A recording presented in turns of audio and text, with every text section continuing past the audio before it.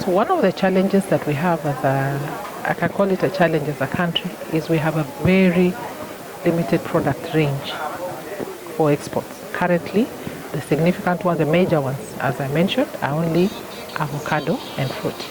But Kenya is an endowed country. I believe we can grow almost any fruit. It can do well. We have different types of fruits that do well in different agroecological zones. So we have the capacity to do a lot more varieties. Today, Wambugu Apples is not, they are not launching the fresh fruit. They've done fresh fruit for some time now. I know they're exporting fresh fruits, but it's a product that we are looking forward to developing in terms of export, so that we can increase the product range of fresh products. Our aim is to at least target so that in the near future we have about 5 major products that we're exporting out of this country. And we see the apples coming up fast, and hopefully we are hoping that Wambugu Apples will be one of the leading export products. And the reason why is Wambugu Apples, because it's also a locally developed variety. So it would be great to export something that is Kenyan. Today is a launch of a value-added product. One of the challenges, among the key challenges that farmers face, is post-harvest losses, because we are not able to process the products. Fruits are highly perishable. Generally, horticultural crops, whether it's fruits, whether it's vegetables, they're highly perishable. And farmers suffer a lot, up to 40% losses, post-harvest losses, because of the lack of the ability to either process or to store, to cold store, preserve them, generally speaking. So today, Wambugu Apples is launching a freeze-dried product. It's a value-added product.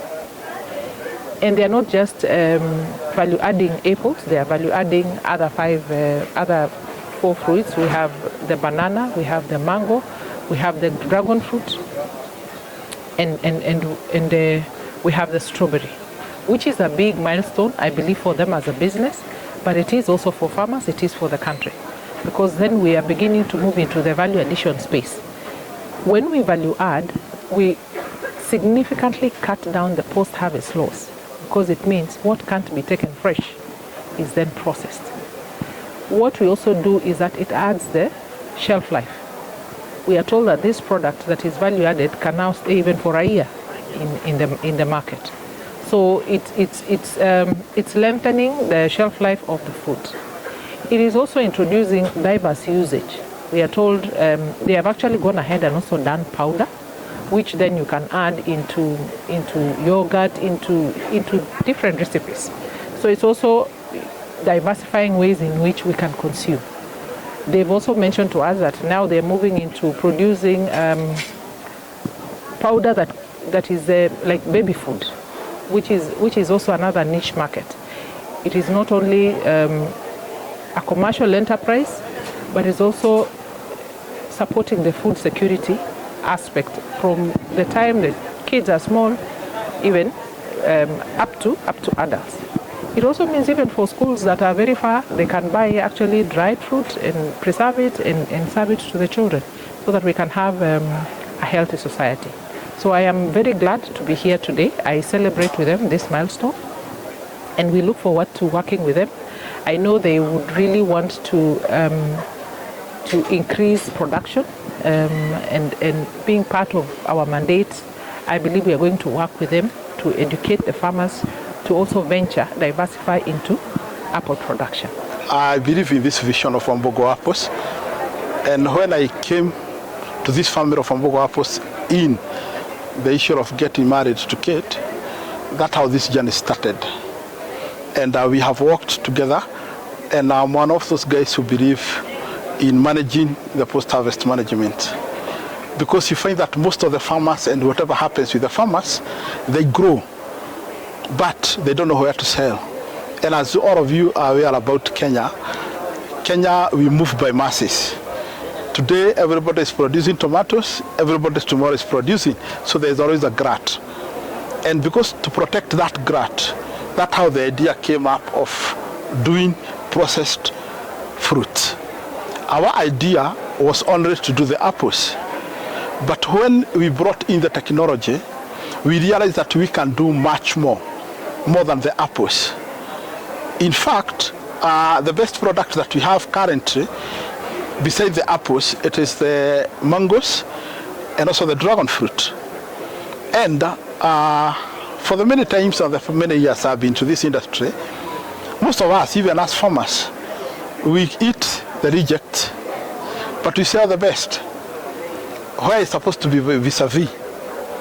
And for us to make sure that our farmers, they eat the best, that's why we have decided to go for value addition and to bring in the apples, to bring in the freeze-dried.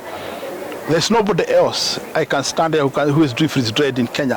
Whatever is in the market currently is what we call the dehydrated or solar-dried fruit. This is a new technology that we have come up with, and I believe it is a change of logistics and everything. We are not stopping on the 5 products that we are doing. We are going much more.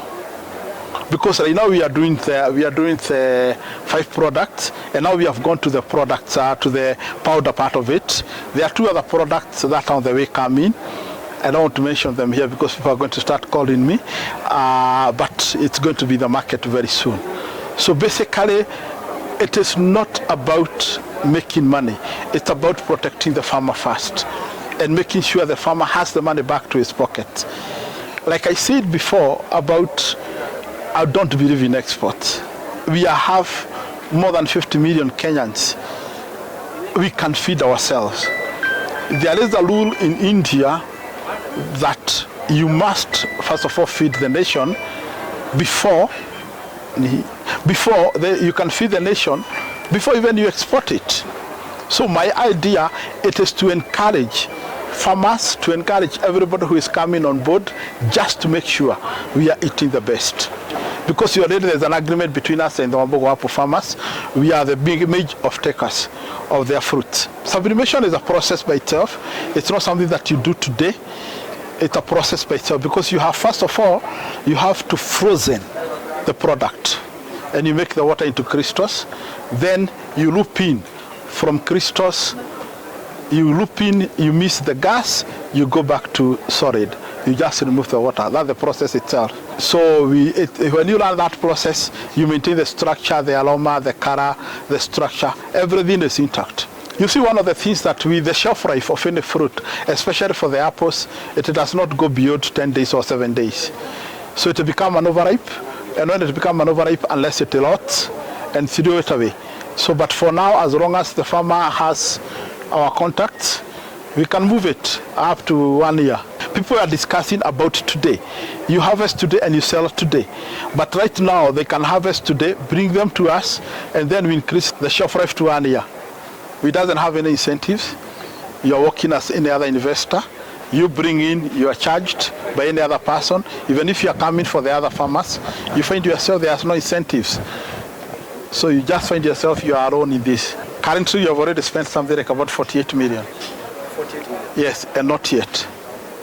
Because we want to double. If you want to double it, we have to go to something close to 100 million. Yeah, he's a friend of mine.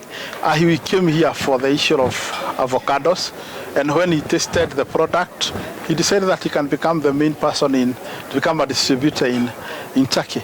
And so we are calling up the local people to come on board. They can become distributors. We have the product.